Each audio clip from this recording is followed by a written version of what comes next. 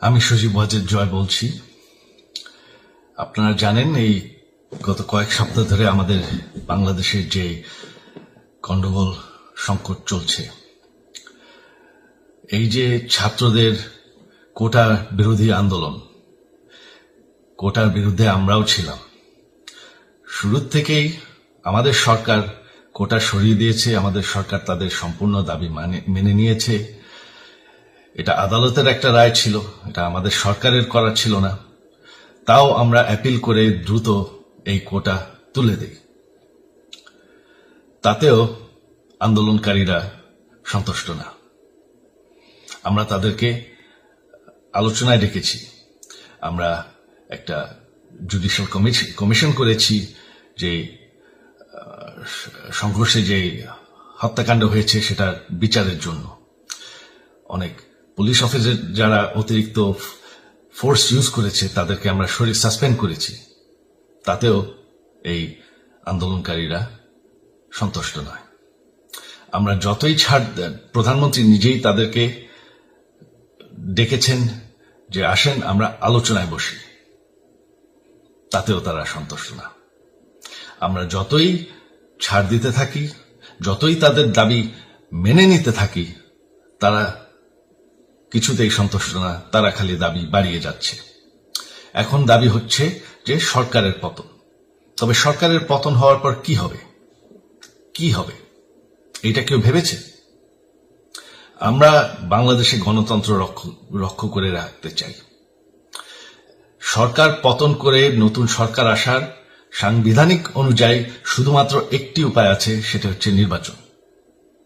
আমাদের supreme court রায় দিয়েছে যে কোনো অনির্বাচিত সরকার 1 মিনিটের জন্য ক্ষমতা নিতে পারবে না। তো তাদের এই নির্বাচনের দাবিও যদি আমরা মেনে নেই, তো তারা তো এই পর্যন্ত কোনো দাবি, আমরা যত দাবিতেই রাজি হয়েছি তারা তাদের দাবি বেরিয়ে যাচ্ছে।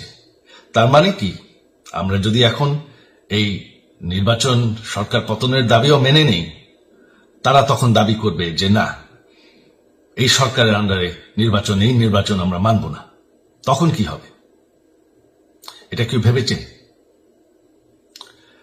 জানি আমাদের সেই সুশীল সমাজ আবার আলোচনা করছে সেই তত্ত্বাবধায়ক সরকারের অভিজ্ঞতা তো আমাদের আছে। আপনারা ভুলে গেছেন সেই তত্ত্বাবধায়ক সরকারকে নষ্ট করে দেওয়া হয়েছিল বিএনপির আমলে ইলেকশন রিগ করার জন্য। তারপর যখন আরেক তত্ত্বাবধায়ক সরকার আসলো, দেশের কি অবস্থা হয়েছিল। শেষমেশ সবথেকে বড় কথা যে আমাদের সংবিধানে স্পষ্ট বলা আছে এবং আমাদের সুপ্রিম কোর্ট রায় দিয়েছে যে অনির্বাচিত সরকার 1 মিনিটের জন্য দেশের ক্ষমতায় থাকতে পারবে না।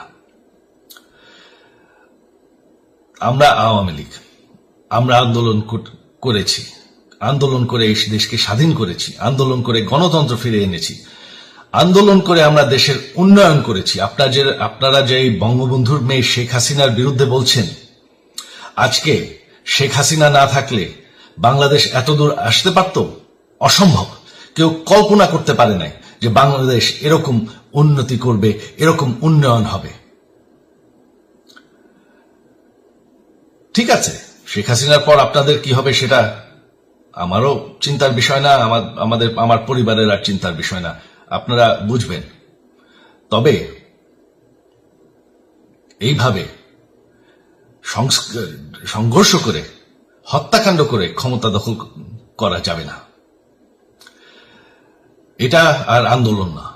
যখন পুলিশ হত্যা করা হচ্ছে, নিরীহ মানুষের উপর হত্যাকাণ্ড চলছে, মানুষের বাসায় আগুন দেওয়া হচ্ছে, জার্নালিস্টদেরকে হত্যা করা হচ্ছে, এটা হয়ে গেছে সন্ত্রাস। আর সন্ত্রাস মোকাবেলা শুধুমাত্র একটি ভাবে করা যায়। আমার অনুরোধ, আমাদের ল এনফোর্সমেন্ট, আমরা অনেক ধৈর্য ধরেছি, তবে এখন আর এটা সহ্য করা যাবে না। ল এনফোর্সমেন্ট এজেন্সি, বিজিবি এবং কি আমাদের মিলিটারির প্রতি আমার আহ্বান যে আপনাদের দায়িত্ব হচ্ছে আমাদের দেশের মানুষকে নিরাপদ রাখা। এবং আমাদের দেশকে নিরাপদ রাখা, আমাদের দেশের সংবিধানকে নিরাপদ রাখা, সংবিধানকে রক্ষা করা। তার মানে 1 মিনিটের জন্য কোনো অনির্বাচিত সরকার আমাদের ক্ষমতায় আসতে দিবেন না। এটা হচ্ছে আপনাদের দায়িত্ব। কারণ সেইটা হলে আমরা আবার পাকিস্তানের এই যে 15 বছরের উন্নয়ন সব শেষ হয়ে যাবে। বাংলাদেশ এর থেকে আর কোনোদিন ফিরে আসবে না। আমিও সেটা চাই না, আপনারাও সেটা চান না। আমি সজীব ওয়াজের জয় যতদিন আমার পক্ষে সম্ভব আমি সেটা হতে দেব না।